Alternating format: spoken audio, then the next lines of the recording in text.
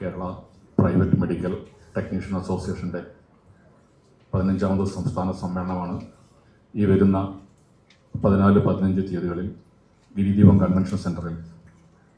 ഈ 2 ദിവസവും മുഴുവൻ മാധ്യമപ്രവർത്തകരെയും ആ പരിപാടിയിലേക്ക് ക്ഷണിക്കുകയാണ്. ഈ കാര്യങ്ങൾ വിശദീകരിക്കുന്നതിന് അസോസിയേഷൻ്റെ സംസ്ഥാന സെക്രട്ടറി മെമ്പർ വിജയൻപിള്ളയും ഷെരീഫ് പാലോടെയും വിശദീകരിക്കും.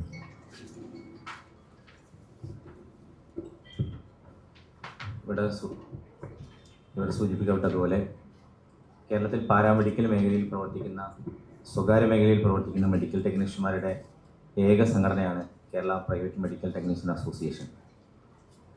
അസോസിയേഷൻ്റെ 15ാമത് സംസ്ഥാന സമ്മേളനമാണ് ഈ വരുന്ന 14-15 തീയതികളിൽ തിരുവനന്തപുരം ഗിരിദീപം കൺവെൻഷൻ സെൻറ്ററിൽ വെച്ച് നടക്കുന്നത്.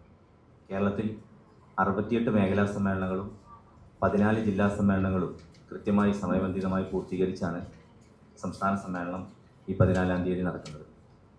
സമ്മേളനത്തിൽ സംസ്ഥാനത്തിൻ്റെ വിവിധ ഭാഗങ്ങളിലായി തിരഞ്ഞെടുക്കപ്പെട്ട 2000-ഓളം പ്രതിനിധികളാണ് 2 ദിവസവും സമ്മേളനത്തിൽ പങ്കെടുക്കുന്നത്. സമ്മേളനം 14-ാം തീയതി രാവിലെ 9 മണിക്ക് സംസ്ഥാന പ്രസിഡന്റ് പതാക ഉയർത്തുന്നതോടെ സമ്മേളനത്തിൻ്റെ നടപടിക്രമങ്ങൾക്ക് തുടക്കമാകും. രാവിലെ 10:30 ബഹുമാനപ്പെട്ട മൃഗസംരക്ഷണ ക്ഷീരവികസന വകുപ്പ് മന്ത്രി ശ്രീമതി ചിഞ്ചു റാണി സമ്മേളനം ഉദ്ഘാടനം ചെയ്യും. അതുപോലെ തന്നെ ഇന്ത്യയുടെ വിവിധ ഭാഗങ്ങളിൽ നിന്നായി ഈ പാരാമെഡിക്കൽ മേഖലയിൽ, ലബോറട്ടറി മേഖലയിൽ പ്രവർത്തിക്കുന്ന മെഡിക്കൽ കമ്പനികളുടെ വിവിധങ്ങളായ സ്റ്റാളുകൾ ഇവിടെ പ്രവർത്തിക്കുന്നുണ്ട്. മെഡിക്കൽ എക്സ്പോ സജ്ജീകരിച്ചിട്ടുണ്ട്. ആ മെഡിക്കൽ എക്സ്പോയുടെ ഉദ്ഘാടനം മുൻ മന്ത്രി കൂടിയായ ശ്രീ ആൻ്റണി രാജു ഉദ്ഘാടനം ചെയ്യും. സമ്മേളനത്തിൻ്റെ സുവനീർ VK പ്രശാന്ത് പ്രകാശനം ചെയ്യും.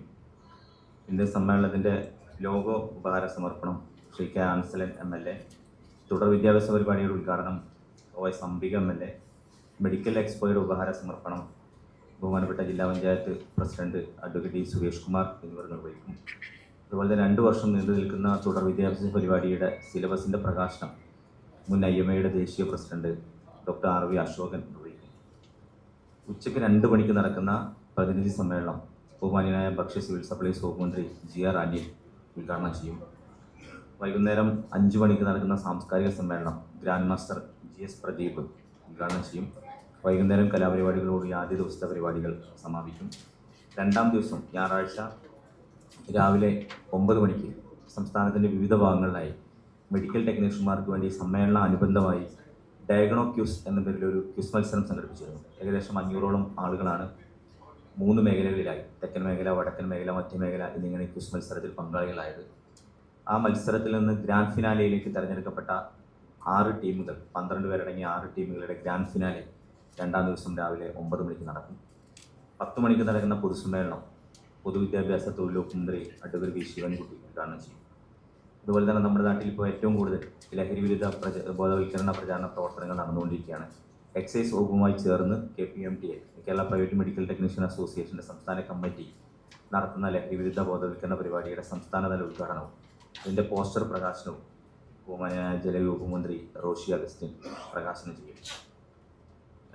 റെഡ് സർക്കിൾ ഞങ്ങളുടെ ഈ രക്തദാന സേനയുമായും രക്തദാന പ്രവർത്തനവുമായും അതുപോലെ തന്നെ ബ്ലഡ് ഗ്രൂപ്പ് നിർണ്ണയ ക്യാമ്പുമായൊക്കെ സംസ്ഥാനത്ത് ഏറ്റവും കൂടുതൽ പ്രവർത്തിക്കുന്ന സംഘടനയാണ് മെഡിക്കൽ ടെക്നീഷ്യന്മാരുടെ സംഘടന. മറ്റേത് രാഷ്ട്രീയ സാംസ്കാരിക സംഘടനകൾ നടത്തുന്ന എല്ലാ പരിപാടികളുമായും ഞങ്ങളാണ് സഹകരിക്കാറ്.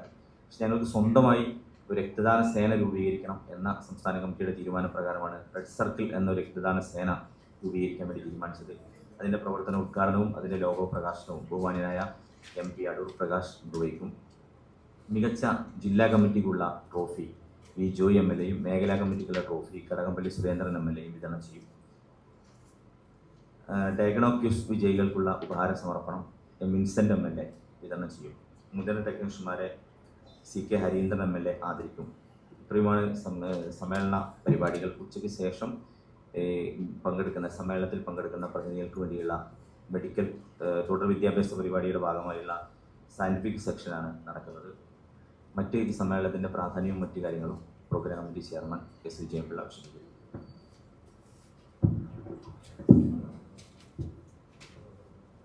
എല്ലാവർക്കും നമസ്കാരം.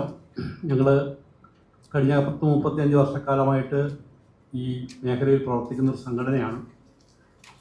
ഈ രംഗത്ത് പ്രവർത്തിക്കുന്ന ടെക്നീഷ്യന്മാർക്ക് കാലോചിതമായി അവരെ അപ്ഡേറ്റ് ചെയ്യുന്നതിന് വേണ്ടിയിട്ടുള്ള പരിശീലന ക്ലാസ്സുകളൊക്കെ തുടർച്ചയായി നടത്താറുണ്ട്.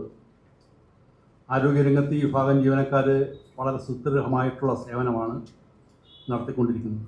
ഞങ്ങളെ സംബന്ധിച്ചിടത്തോളം ക്ലിനിക്കൽ എസ്റ്റാബ്ലിഷ്മെൻറ്റ് ബില്ല് എന്ന് പറയുന്ന ഒരു നിയമം ഈ മേഖലയിൽ അഡോപ്റ്റ് ചെയ്യാൻ തീരുമാനിച്ചിരിക്കുകയാണ്.